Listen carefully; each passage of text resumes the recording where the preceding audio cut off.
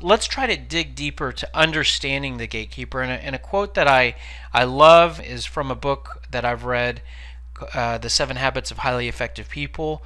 One of the habits is seek first to understand in order to be understood. So if you are not familiar with that, I'd encourage you to look up that concept. Basis for that saying is, if you're trying to argue with someone or trying to negotiate or if you're trying to get someone to understand what you're trying to say, first stop to understand where they are, what they're trying to say.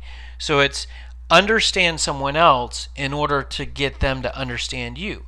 And so if you're trying to get through a gatekeeper or get around a gatekeeper, well, a great place to start is to try to understand them.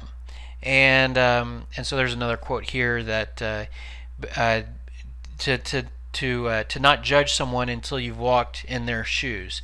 This exact quote is, walk a mile in another person's moccasins. So an old Indian quote. So let's try to understand the gatekeeper. And the fact is that a day in the life for most of those gatekeepers I mentioned, it's hectic.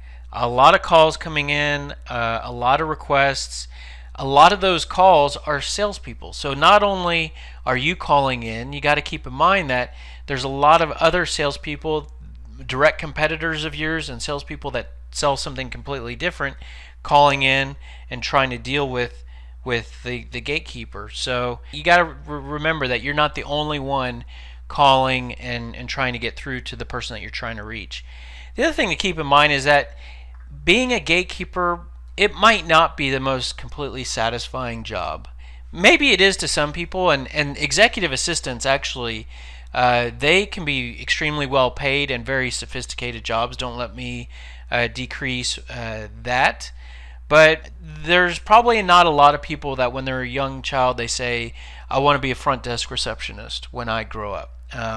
So maybe so, let's not completely rule that out, but when you're trying to understand what's going on in their head, think about it that they might not be saying, even knowing you love selling and you love your job, let's say, they might not love what they're doing. So just keep that in mind. And then also keep in mind that one of their main objectives is to keep you out. They've been told, if a salesperson calls, don't let them through. I don't care what they sell.